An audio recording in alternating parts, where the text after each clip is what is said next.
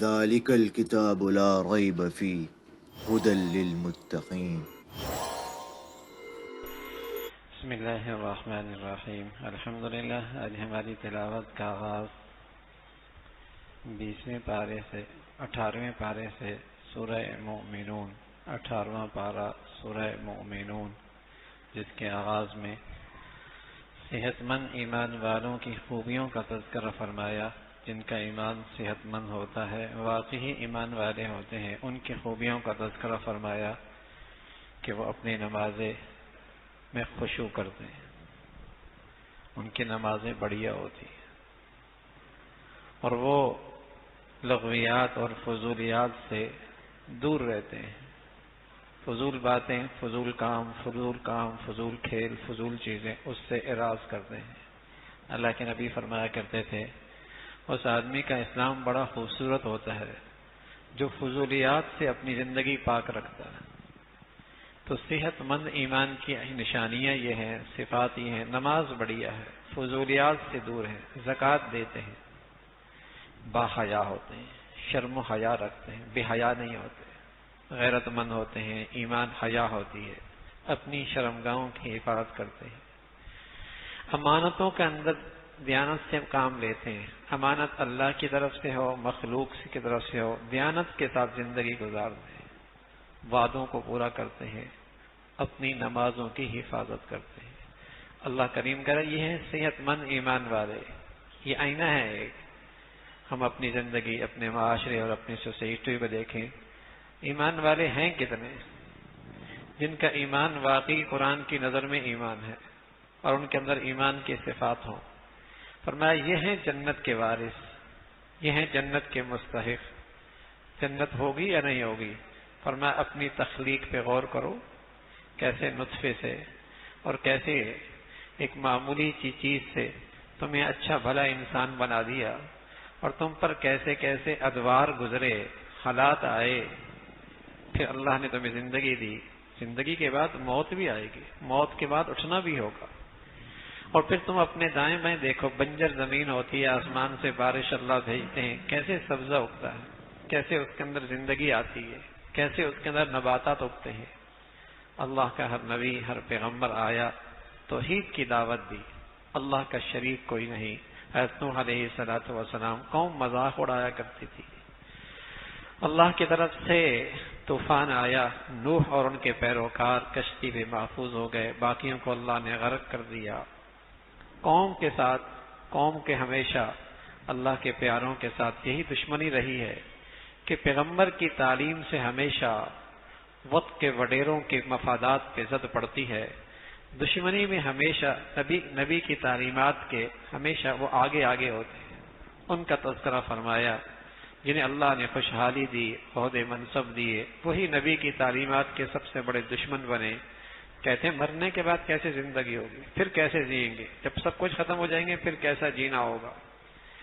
اللہ نے اس قوم پر ایسی چیخ بھیجی، کلیجے پھٹ گئے، پڑے رہ گئے۔ اللہ نے موسیٰ علیہ السلام، ہارون علیہ السلام بھیجے۔ فرعون کی طرف بڑا سرکش تھا۔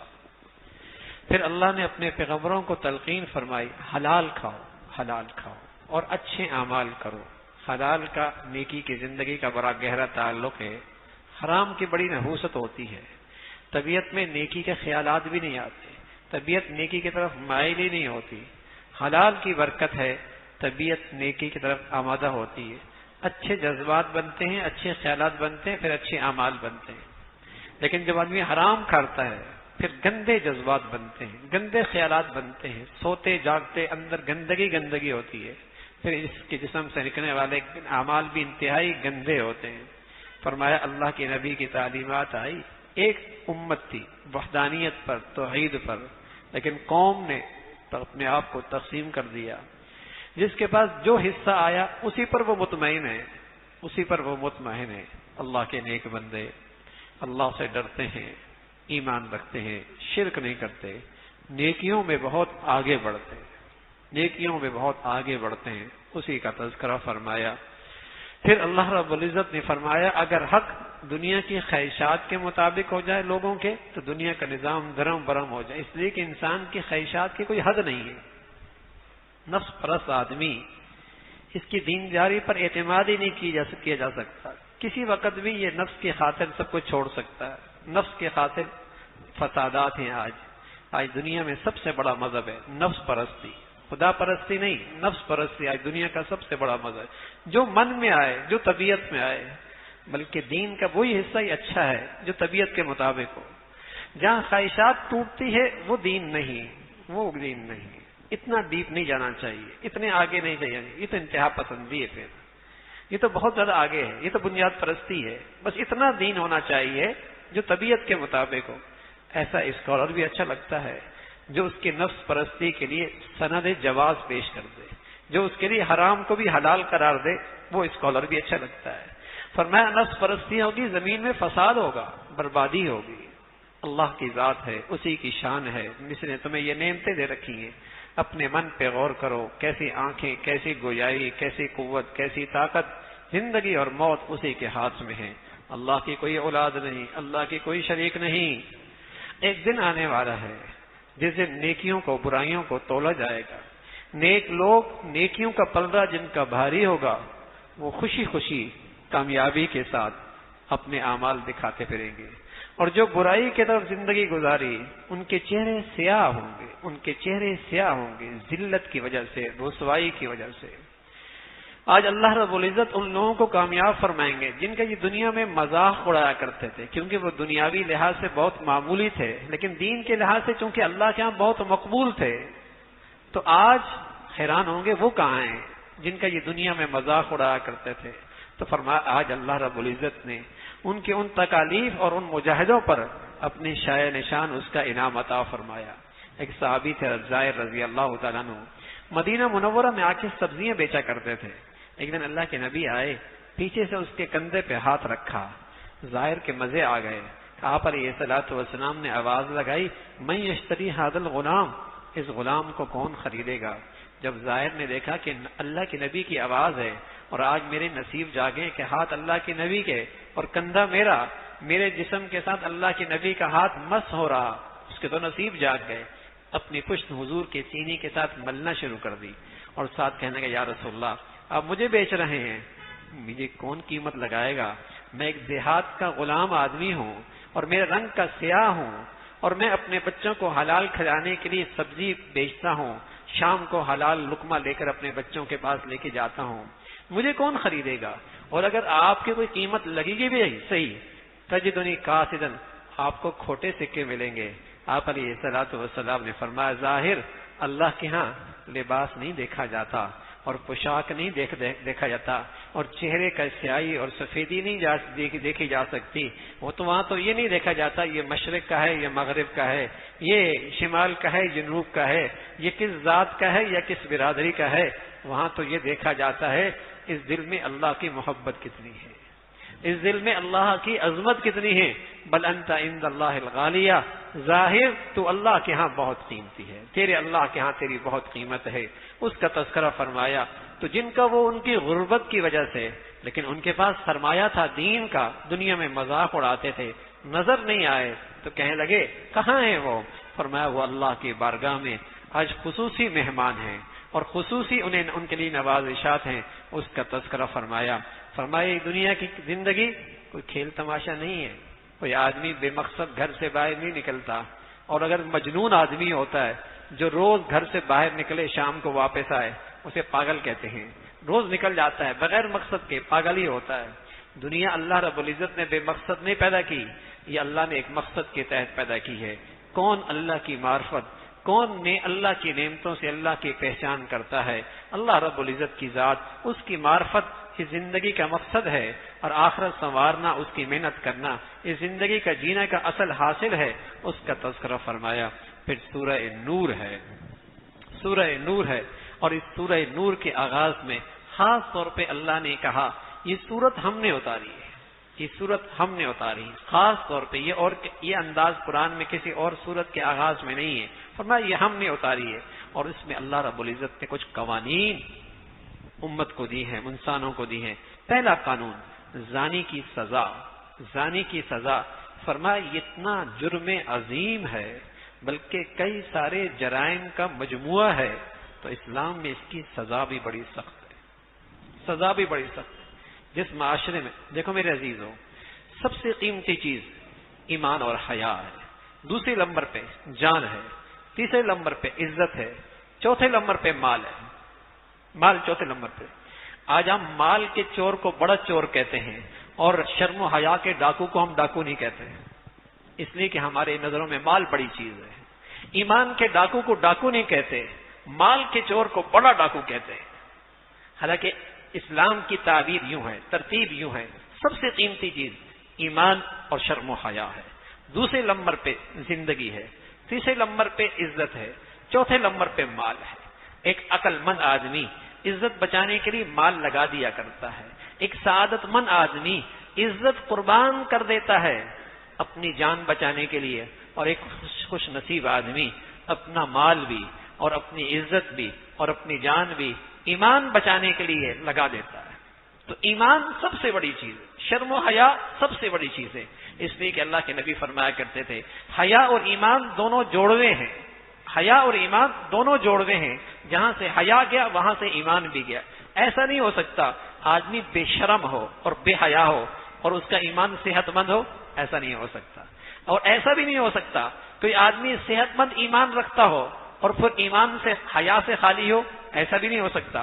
یہ دونوں ساتھ ساتھ چلتے ہیں، جہاں ایمان صحت مند ہوگا وہاں شرم و حیا اور غیرت اور حیا بھی ہوگی، اور جہاں ایمان چلا گیا اور ایمان کی چیز کوئی نہیں وہاں شرم و حیا بھی کوئی نہیں۔ تو اسلام میں چور کی سزا بھی ہے ہاتھ کاٹنا، لیکن زانی کی سزا کیا ہے؟ زانی کی سزا کیا ہے؟ زانی کی سزا کیا ہے؟ اگر زانی شادی شدہ ہے اور پھر اس نے گناہ کیا تو اسلام میں اس کی سزا ہے اس سے پتھروں سے سنگسار کر دو، پتھر مار مار کے اسے مار دو۔ اور قرآن نے کہا اس پہ ترس نہ کھانا، اس سے نرمی نہ کھانا، اور بھرے مجمع میں اسے سزا دینا، اس لیے کہ یہ کئی سارے جرائم کا مجموعہ ہے۔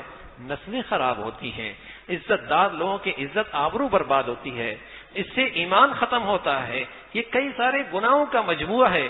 عبرت ناک سزا دو، ہاں شادی شدہ نہیں ہے، شادی شدہ نہیں ہے، پھر اس کی سزا کوڑے ہیں۔ فَجْلِدُوا كُلَّ وَاحِدٍ مِّنْهُمَا 100 جلد، 100 کوڑے ہیں، لیکن وہ کوڑے بھی کسی کمرے میں نہیں، تنہائی میں نہیں، تاریکی میں نہیں، مجمع کے سامنے۔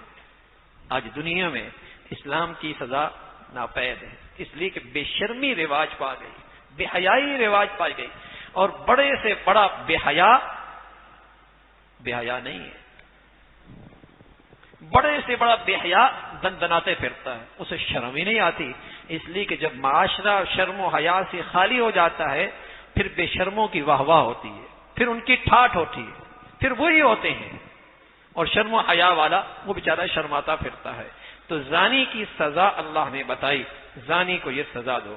ہاں جب سزا سخت ہے تو پھر اس کے ثبوت کے شرائط بھی بڑے سخت ہیں، ثبوت کے شرائط بھی بہت سخت ہیں۔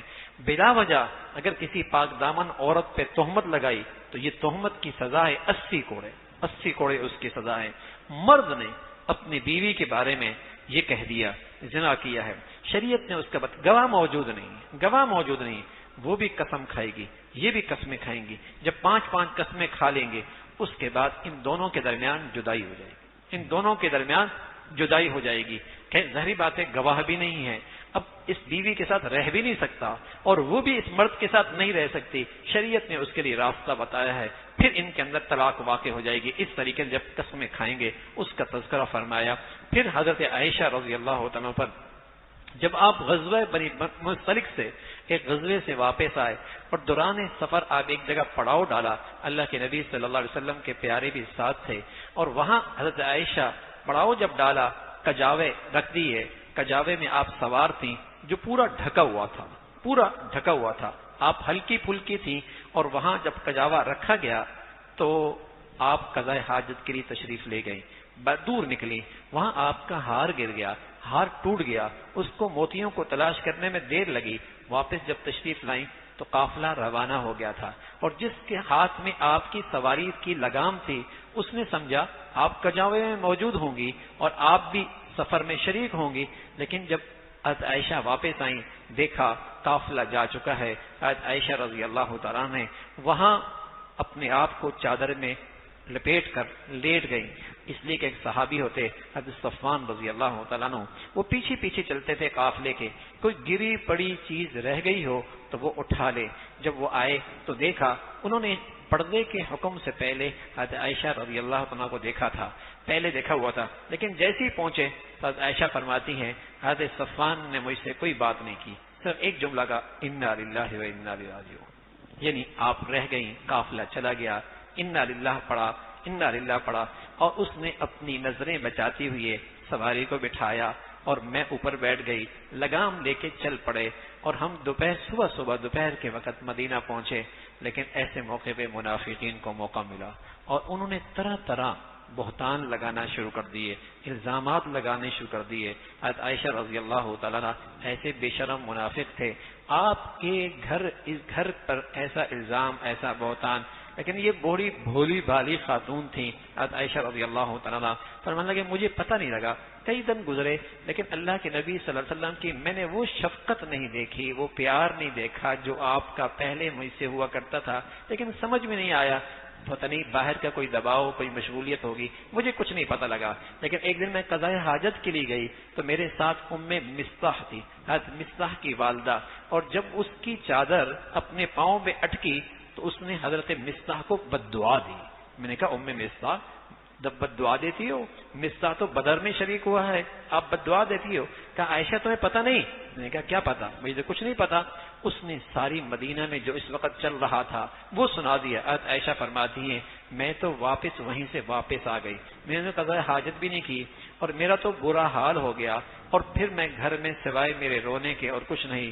اللہ کی شان، اللہ کے پیاروں پر بھی اتنی بڑی آزمائش آتی ہے، ورنہ میرے عزیزو اسی لمحے اللہ آسمان سے وہی بھیج دیتا، جبرائیل امین آ جاتے، اللہ کی طرف سے فوراً قرآن کی آیت آ جاتی، لیکن اللہ اپنے پیاروں کو آزمائشوں کے ذریعے بس اوقات بہت بلند مرتبہ عطا فرماتے ہیں، بہت بڑا مقام عطا فرما دیتے ہیں، اور اس آزمائشوں کے موقع پہ بہت سارے منافقین کا نفاق کھل کے سامنے آتا ہے۔ اللہ کی شان، کئی دن گزرے، عائشہ فرماتی ہے میں نے اپنے شوہر سے کہا، حضور علیہ الصلوۃ والسلام سے، میں ابا کے گھر چلا جاؤں، امی کے گھر چلی جاؤں، وہاں تشریف لے گئی، وہاں بھی وہی حال ہے، وہاں بھی رونا دھونا ہے۔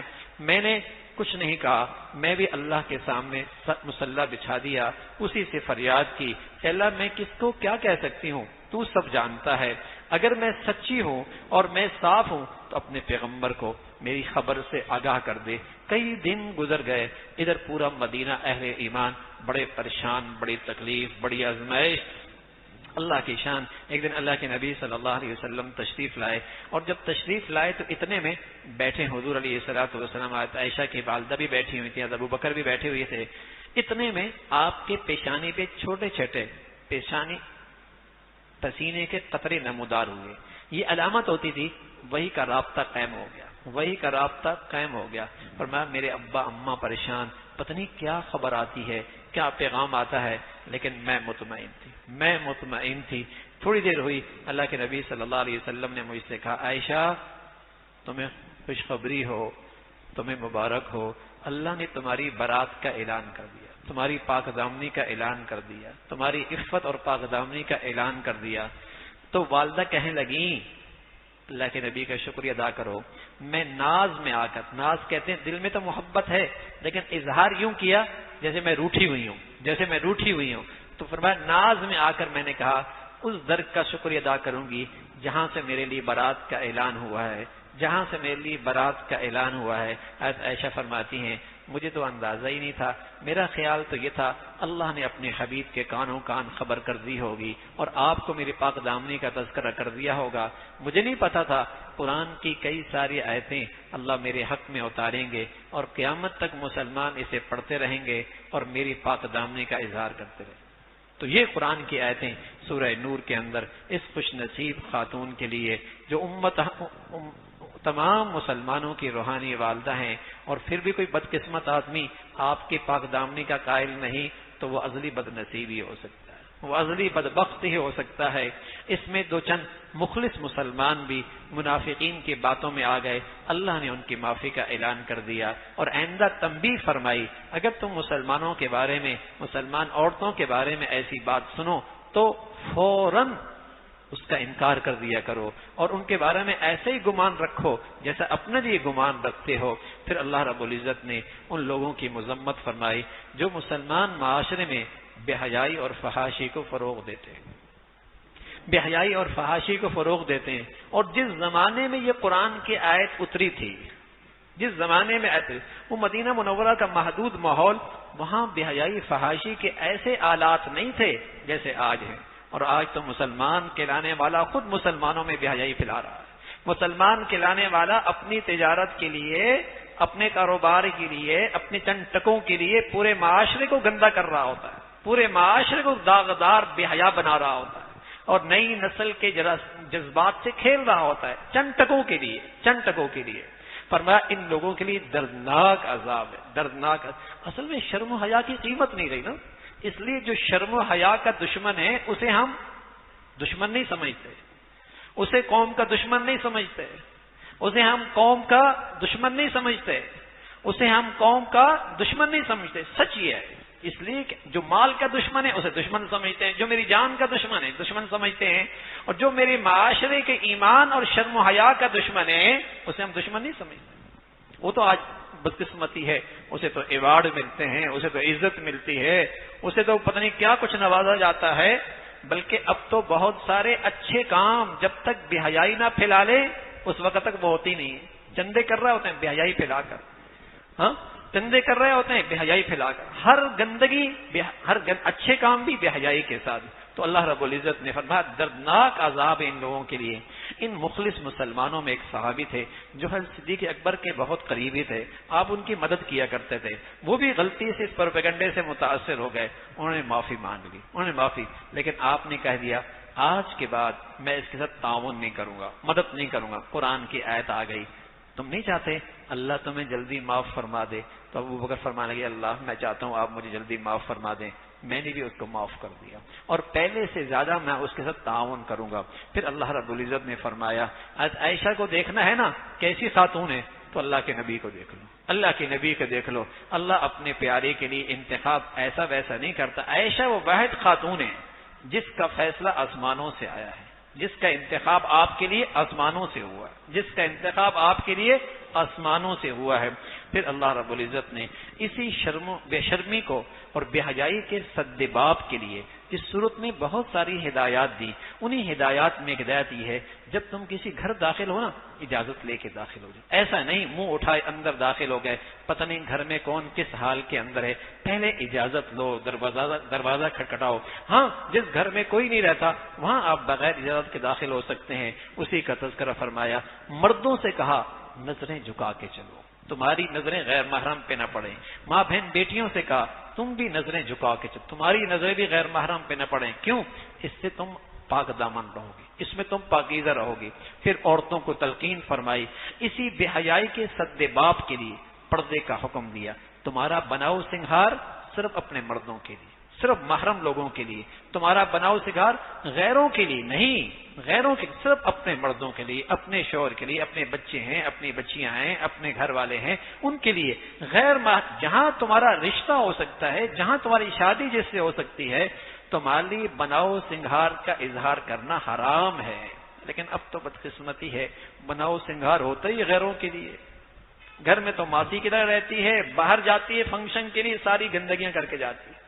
اب تو مصیبت ہو گئی، گھر میں ماسیوں کی طرح، باہر جب فنکشن میں ہے جہاں غیر مرد ہیں وہاں ساری گندگیوں کے ساتھ ہے۔ یہ اللہ کی اس بے حیائی کو اتنا فروغ ملا، معاشرے کا سکون ہی برباد ہو گیا، گھروں کے آپس کی تعلقات ہی ختم ہو گئے، باہمی ازواجی رشتوں کا اعتماد ہی ختم ہو گیا۔ اللہ رب العزت نے تو قرآن میں اتنی احتیاط فرمائی کہ پاؤں میں تم نے سونے کے پہنے ہوئے ہیں نا، پاؤں بھی زور سے نہ مارو، تاکہ تمہاری چھپا ہوا حسن اور خوبصورتی اس سے کہیں دوسرے لوگوں کے اندر بیماری کا اضافہ نہ ہو۔ اس لیے عورت کی اذان نہیں ہے، مرد اذان دیتا ہے۔ لیکن دنیا اب ترقی کر رہی ہے، بہت ہی روشن خیالی ہو چکی ہے، عورت نماز بھی پڑھا رہی ہے، اذان بھی دے رہی ہے، نکاح بھی پڑھا رہی ہے۔ ہاں اب ترقی ہونے لگ گئی ہے، اس لیے کہ اب مردوں کے کام عورتوں نے لے لیے، عورتوں کے کام مردوں نے لے لیے۔ حضور علیہ الصلوۃ والسلام نے فرمایا ایک وقت ایسا آئے گا تشبہت النساء بالرجال والرجال بالنساء، مرد عورتیں لگیں گی، عورتیں مرد لگیں گی۔ بالیاں عورتوں نے اتار دی، مردوں نے پہن لی۔ مردوں نے بال بڑے رکھ لیے، عورتوں نے چھوٹے کر دیے، مرد نے سلوار نیچے کر دی، عورت نے اوپر کر دی، الٹی گنگا بہ رہی ہے۔ مردوں سے کہا تم اوپر کرو، اس نے نیچے کر دی، عورتوں سے کہا تم نیچے کرو، اس نے اوپر کر دی۔ تو تشبہت النساء بالرجال والرجال بالنساء، مرد عورت بننا چاہتا ہے، عورت مرد بننا چاہتا ہے۔ پھر اللہ رب العزت فرمایا اس بے حیائی کے انسداد کے لیے ضروری ہے نکاح جلدی کر دو، نکاح جلدی کر دو، نکاح جلدی کر دو۔ اور جب تم نکاح جلدی کرو گے، تم نکاح کیوں تاخیر سے کرتے ہو؟ اس لیے نا پاؤں پہ کھڑا ہو جائے، پاؤں پہ کھڑا ہو جائے، اور پاؤں پہ کھڑا ہوتے ہوئے اس کے گھٹنوں میں درد ہوتا ہے، کمر میں درد شروع ہو جاتا ہے۔ کیوں؟ اس لیے کہ ہم نے یہ حلال مہنگا بہت کر دیا ہے، ہم نے یہ حلال مہنگا بہت کر دیا ہے، حلال مہنگا بہت کر دیا ہے، اس لیے کہ حرام پھر سستا ہو گیا ہے۔ فرمایا نکاح کر دو، اللہ تمہیں رزق عطا فرما دے گا۔ نکاح کرنے سے اللہ رزق میں اضافہ فرما دیتے ہیں، اس لیے کہ آنے والی اپنا رزق لے کے آ رہی ہے، ہو سکتا ہے اس کی برکت سے پورے گھر میں برکت ہو جائے، ہو سکتا ہے بچہ ہو جائے، اس کا رزق ان دونوں سے زیادہ ہو، اس کی برکت سے سب کھائیں، ہو سکتا ہے کوئی بیٹی ہو جائے، اس کی برکت سے پورا گھر جسے کہیں گے خوشحال ہو جائے۔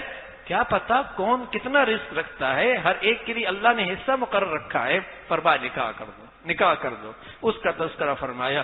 پھر اللہ رب العزت نے فرمایا جو بغیر ایمان کے، بغیر ایمان اور اخلاص کے نیکی کرتا ہے وہ تو ایسا جیسے سراب، دور سے پانی نظر آتا ہے، ہوتی ریت ہے، پہنچتا ہے پانی نہیں ہوتی، ریت ہوتی ہے۔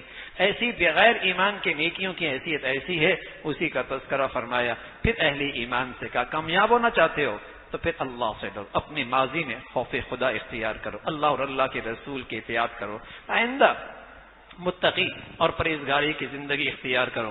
دنیا میں تم امن چاہتے ہو اور تم یہ چاہتے ہو کہ تمہارا دین دنیا میں غالب آ جائے، تو پھر اس کے ضابطہ ہے اللہ تمہیں حکمرانی تب دے گا، خلافت تب دے گا جب تمہاری زندگیاں ایمان اعمال و صالح والی ہوں گی۔ اگر تم اعمال اور نیکی والی زندگی اختیار نہ کی، پھر تم امید رکھو کہ تم پہ کوئی اچھے لوگ مسلط ہو جائیں گے، بد سے بدتر آئیں گے، بد سے بدتر آ جائیں گے۔ اس لیے کہ صدیوں پہلے اللہ کے نبی نے بتایا اعمالکم عمالکم، جیسے تمہاری زندگی، کریکٹر، کردار، ایسے تمہارے حکمران۔ بتائیے نا نمازی کتنے ہیں، بے نمازی کتنے ہیں؟ بتائیے نمازی کتنے ہیں، بے نمازی کتنے، سچے کتنے ہیں، جھوٹے کتنے ہیں، دیانتدار کتنے ہیں، بددیانت کتنے ہیں؟ تو اگر بے نمازی زیادہ ہیں، نمازی کم ہے، تو بے نمازی مسلط ہوں گے نا۔ شرم و حیا والے کتنے ہیں، بے شرم کتنے ہیں؟ بتائیے پھر بے شرم مسلط ہوں گے نا۔ جھوٹے کتنے ہیں، سچے کتنے ہیں؟ تو جب سچے کم ہیں، جھوٹے زیادہ ہیں، جھوٹے مسلط ہوں گے نا۔ امانتدار کتنے، خائن کتنے؟ جب خائن زیادہ ہوں گے تو خائن مسلط ہوں گے نا۔ تو جیسی قوم ہوگی ویسے لوگ ہوں گے نا۔ اللہ رب العزت نے فرمایا ایمان کی زندگی اختیار کرو گے، ایمان والے اعمال لے کے آؤ گے۔ دو قسم کے اعمال ہوتے ہیں، ایک انفرادی طور پہ دین پہ چلو، اور دوسرے نمبر پہ اجتماعی طور پہ تم دین کی محنت میں کہاں کہاں اپنے آپ کو لگا رہے ہو۔ اگر تم نے یہ کیا تو اللہ کا وعدہ ہے اللہ تمہیں زمین پہ خلافت دے دے گا، تمہارا دین اللہ غالب کر دے گا، اور اللہ رب العزت تمہاری بدامنی کو امن سے بدل دے گا۔ پھر اسی طرح بے حیائی اور فحاشی کے انسداد کے لیے تلقین فرمائی، 3 وقت میں گھر والے، بڑے ابا اماں، بڑے لوگ اپنے زائد کپڑے اتار دیتے ہیں۔ معصوم بچوں سے بھی کہا ایسے موقع پہ گھر جب ابا کے کمرے میں جاؤ، بڑوں کے کمرے میں جاؤ، دروازہ کھٹکھٹا کے جاؤ، دروازہ کھٹکھٹا کے جاؤ، کہیں بے احتیاطی نہ کرنا، اس لیے کہ اس موقع پہ زائد کپڑے اتار دی جاتے ہیں۔ پھر پردے کے متعلق ایک اور ہدایت دی، یوں تو پردہ ہر مرد ہر عورت پہ ضروری ہے، لیکن کوئی ایسی بوڑھی ہو گئی جس کو نکاح کی امید نہیں ہے، بڑھاپا ہے، اگر وہ چہرے پہ پردہ نہ کرے کوئی حرج نہیں ہے، کوئی حرج نہیں ہے، اس پہ کوئی گناہ نہیں، لیکن ساتھ فرمایا اگر کر لے تو بہت اچھا ہے، کر لے تو بہت اچھا ہے۔ سبحان اللہ، قرآن کی بھی کیا شان ہے۔ اس زمانے میں تو ایسا بیوٹی پارلر نہیں تھے کہ بوڑھی بھی جوان لگتی ہے، ہاں بوڑھی بھی جوان لگتی ہے اور فتنے پھیلاتی ہے۔ فرمایا اگر فتنہ نہ ہو تب پردہ نہیں ہے، اگر فتنہ بن کے باہر نکلے گی پھر تو پردہ ہے، اس کا تذکرہ فرمایا۔ پھر اللہ رب العزت نے فرمایا کہیں اجتماعی بات ہو رہی ہو، دین کی بات ہو رہی ہو، اجازت لے کے ادب سے وہاں سے جاؤ۔ اللہ کے نبی صلی اللہ علیہ وسلم کی عظمت اور آپ کی شان کا تذکرہ فرمایا، آپ کو بے ادبی کے ساتھ نہ بلایا جائے۔ پھر سورہ فرقان ہے، قرآن کی عظمت کا تذکرہ ہے، اللہ کی توحید کا تذکرہ ہے۔ کفار کہا کرتے تھے آپ اللہ کے رسول ہیں تو آپ کے پاس تو مال و دولت ہونی چاہیے، آپ کے پاس تو کوئی فرشتہ ہونا چاہیے جو ہر وقت آپ کی تائید کرتا ہو۔ فرمایا ہاں اللہ نے آخرت میں بہت کچھ رکھا ہے اور مجرموں کی اللہ نے سزا مقرر رکھی ہے، اس کا تذکرہ فرمایا۔ اللہ بھائی عمل کی توفیق نصیب فرمائے۔ سبحانک اللہم بحمدک، نشہد ان لا الہ الا اللہ، نستغفرک ونتوب الیک۔